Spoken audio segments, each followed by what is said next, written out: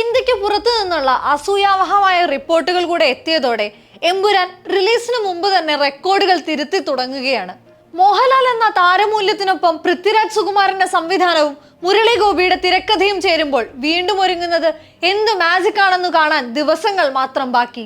റിലീസിന് ആവേശം കൂട്ടുന്നതായിരുന്നു കഴിഞ്ഞ ദിവസം പുറത്തു വന്ന പുത്തൻ അനൗൺസ്മെന്റ്. ഐമാക്സിൽ റിലീസ് ചെയ്യുന്ന ആദ്യ മലയാള ചിത്രമാണ് എമ്പുരാൻ എന്ന് കുറച്ചുനാൾ മുമ്പ് മറ്റൊരു ട്വീറ്റിൽ ഒന്നുകൂടെ സംവിധായകൻ അറിയിച്ചു. എമ്പുരാൻ ഉൾപ്പെടെ ലൂസിഫർ ഫ്രാഞ്ചൈസിയിൽ റിലീസിനെത്തുന്ന 3 ചിത്രങ്ങളും ഫുൾ റേഷ്യോയിലല്ല, അനമോർഫിക് ഫോർമാറ്റിലാണ് ചിത്രീകരിച്ചതെന്ന്.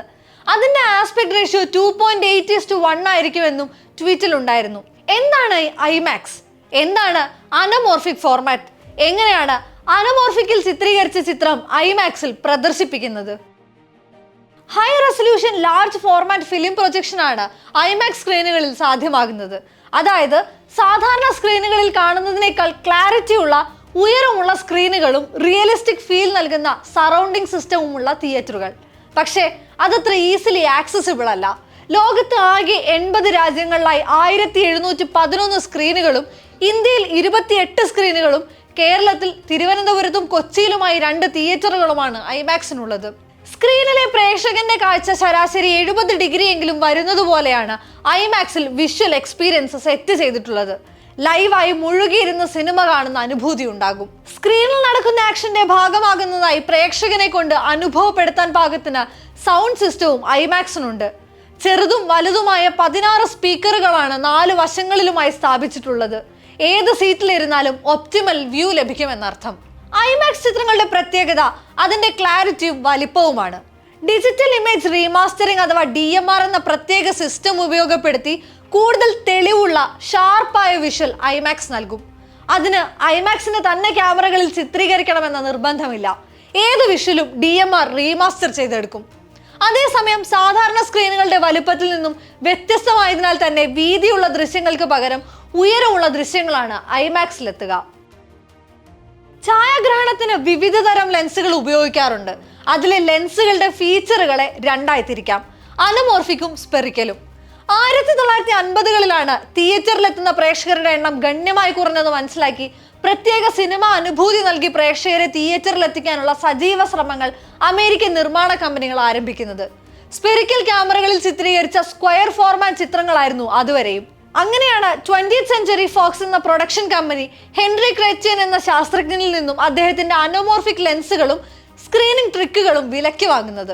അനോമോർഫിക് ലെൻസ് ചേർത്ത് വെച്ചിട്ടുള്ള ക്യാമറയ്ക്ക് വിശാലമായ ചിത്രം സ്റ്റാൻഡേർഡ് 35mm ഫ്രെയിമിലേക്ക് ഞെരുക്കിയെടുക്കാനും പിന്നീട് ഒരു പ്രത്യേക പ്രൊജക്ഷൻ ലെൻസ് ഉപയോഗിച്ച് ചിത്രം വ്യക്തതയിലേക്ക് പുനഃസ്ഥാപിക്കാനും അനുപാതങ്ങൾ വളച്ചൊടിക്കാതെ ഒരു വിശാലമായ സ്ക്രീനിലേക്ക് വികസിപ്പിക്കാനും സാധിക്കുമെന്ന് ഹെൻറി ക്രെറ്റിയൻ വിശദീകരിച്ചു. അങ്ങനെ 1953ൽ ആദ്യ അനോമോർഫിക് ചിത്രം ദ റോബ് പുറത്തിറങ്ങി. ഇന്ത്യയിൽ ആദ്യമായി അനോമോർഫിക് പരീക്ഷിച്ച ചിത്രം 1959ൽ പുറത്തിറങ്ങിയ ഗുരുദത്തിന്റെ കാഗസ് കി ഫൂലാണ്. എന്താണ് അനോമോർഫിക്കിന്റെ പ്രത്യേകതകൾ? മിക്ക അനോമോർഫിക് വിഷ്വലുകളും സിനിമാസ്കോപ്പ് റേഷ്യോ ആയ 2.39:1 ഫോർമാറ്റിലാണ് ചിത്രീകരിക്കപ്പെടുന്നത്. കൂടുതൽ വൈഡായ വിശാലമായ ദൃശ്യങ്ങൾ ലഭിക്കും. ഏത് ഫോർമാറ്റ് സ്വീകരിക്കണം എന്നത് ഛായാഗ്രഹന്റെ ടേക്ക് ആണെങ്കിലും സിനിമയുടെ സ്വഭാവത്തിനും ഡിമാൻഡുകൾക്കും അനുസരിച്ചാണ് അത് സെലക്ട് ചെയ്യപ്പെടുന്നത്. സിനിമാറ്റിക് ആയിട്ടുള്ള ആഴമുള്ള ബാക്ക്ഗ്രൗണ്ട് എലമെന്റുകൾക്ക് പ്രാധാന്യമുള്ള വിഷ്വലുകളാണ് അനോമോർഫിക്കിൽ ലഭിക്കുക. അനോമോർഫിക് ദൃശ്യങ്ങളെ എളുപ്പം തിരിച്ചറിയാനുള്ള മാർഗമാണ് അതിലെ ബൊക്കെ എഫക്റ്റ്. പശ്ചാത്തലത്തിലുള്ള ബബിളുകൾക്ക് ഓവൽ ഷേപ്പ് ആയിരിക്കും അനോമോർഫിക്കിൽ കാണുക. അതേസമയം സ്പെറിക്കൽ ലെൻസ് ആണെങ്കിൽ അത് വട്ടത്തിലായിരിക്കും. കൂടാതെ ഫോക്കസിന്റെ റോൾ ഓഫും ഫോളോ ഓഫും, lens flare, depth of focus shift ചെയ്യുന്നതിനൊപ്പം വരുന്ന മാറ്റങ്ങൾ തുടങ്ങി നിരവധി ഫീച്ചറുകളാണ് അനോമോർഫിക്കിനെ സ്റ്റാൻഡ് ഔട്ട് ചെയ്ത് നിർത്തുന്നത്. ലൂസിഫറിൽ ക്രൗഡഡ് സീനുകളിൽ അനോമോർഫിക്കിന്റെ ഫോർമാറ്റ് ഗുണം ചെയ്തത് കാണാം. കൂടുതൽ വൈഡ് ദൃശ്യങ്ങൾ അതിനെ ബൂസ്റ്റ് ചെയ്യുന്നുണ്ട്. ഉദാഹരണത്തിന് മോഹൻലാലിന്റെ എൻട്രി സീൻ. അപ്പോൾ അനോമോർഫിക്കിന്റെ വൈഡ് ദൃശ്യങ്ങൾ ഐമാക്സിന്റെ ലാർജ് സ്ക്രീനിൽ വന്നാൽ എങ്ങനെയിരിക്കും? എമ്പുരാൻ ഐമാക്സിൽ എങ്ങനെ? എമ്പുരാൻ ഐമാക്സിൽ റിലീസിനെത്തുന്നത് മലയാള സിനിമാ ചരിത്രത്തിലെ തന്നെ പ്രധാനപ്പെട്ട ഏടായിരിക്കും. കൂടുതൽ പരീക്ഷണങ്ങൾക്ക് അത് ഊർജം പകരുന്നുമുണ്ട്. പക്ഷേ ഐമാക്സിൽ റിലീസിനെത്തുന്ന ചിത്രത്തിന് അനോമോർഫിക്കിന്റെ റേഷ്യോയിൽ ചിത്രീകരിച്ച ദൃശ്യങ്ങളെ പൂർണ്ണമായും പ്രദർശിപ്പിക്കാൻ സാധിക്കില്ല. എന്തുകൊണ്ട്? പൃഥ്വിരാജ് പറഞ്ഞതനുസരിച്ച് ചിത്രീകരണം നടന്നിട്ടുള്ളത് 2.8:1 എന്ന റേഷ്യോയിലാണല്ലോ. എന്നാൽ ഐമാക്സ് സ്ക്രീനുകളുടെ റേഷ്യോ ഇതല്ല. ഏറ്റവും വലിയ ഐമാക്സ് സ്ക്രീൻ 1.43:1 എന്ന ഫോർമാറ്റിലാണ്.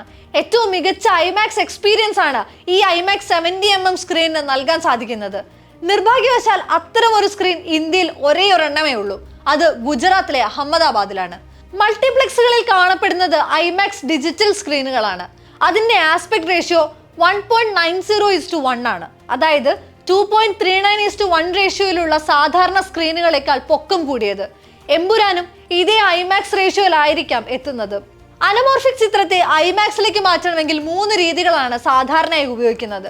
ആദ്യത്തേത് ക്രോപ്പിംഗ്, വശങ്ങൾ മുറിച്ചു കളയുന്ന രീതി. രണ്ടാമത്തേത് ലെറ്റർ ബോക്സിംഗ്, യഥാർത്ഥ ഫോർമാറ്റ് അങ്ങനെ തന്നെ പ്രദർശിപ്പിക്കുന്നത്. അപ്പോൾ മുകളിലും താഴെയും ഒരു ബ്ലാക്ക് ബാൻഡ് ഉണ്ടായിരിക്കും. മൂന്നാമത്തേത് റീഫ്രെയിമിംഗ്, അതായത് ചിത്രീകരണ സമയത്ത് തന്നെ ഇത്തരം പ്രശ്നങ്ങൾ മുൻകൂട്ടി കണ്ട് ഫ്രെയിം സെറ്റ് ചെയ്യൽ.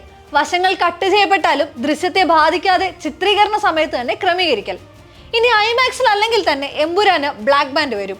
സാധാരണ സ്ക്രീനിന്റെ റേഷ്യോ അല്ല സംവിധായകൻ തിരഞ്ഞെടുത്തത്, അൾട്രാ വൈഡ് ആണത്. എന്നാൽ നമ്മുടെ തിയേറ്ററുകളുടെ സ്റ്റാൻഡേർഡ് റേഷ്യോ 2.35:1 അല്ലെങ്കിൽ 2.39:1 ആണ്. അതായത് സിനിമാസ്കോപ്പ് സ്ക്രീനുകൾ. അതിലേക്കും എമ്പുരാൻ പൂർണ്ണമായും ഫിറ്റ് ആവില്ല. ലൂസിഫർ ഫ്രാഞ്ചൈസിയിൽ ഏറ്റവും ഹൈപ്പുള്ള ചിത്രം അതിന്റെ പ്രതിസന്ധികളെയും റിലീസിനെ കുറിച്ചും ബജറ്റിനെ കുറിച്ചും ഉയരുന്ന ചർച്ചകളെയും മറികടന്ന് തിയേറ്ററിലെത്താൻ കാത്തിരിക്കുകയാണ്. ആഘോഷിക്കാൻ തയ്യാറായി പ്രേക്ഷകരും. വലിയ ബജറ്റിലുള്ള ചിത്രങ്ങളെയും മറ്റ് ഇൻഡസ്ട്രികളെയും ഷോൾഡർ ചെയ്യാൻ സാധിക്കുമെന്ന മലയാള സിനിമയുടെ വിശ്വാസത്തിന്റെ തുടക്കം കൂടിയാണ് എമ്പുരാൻ.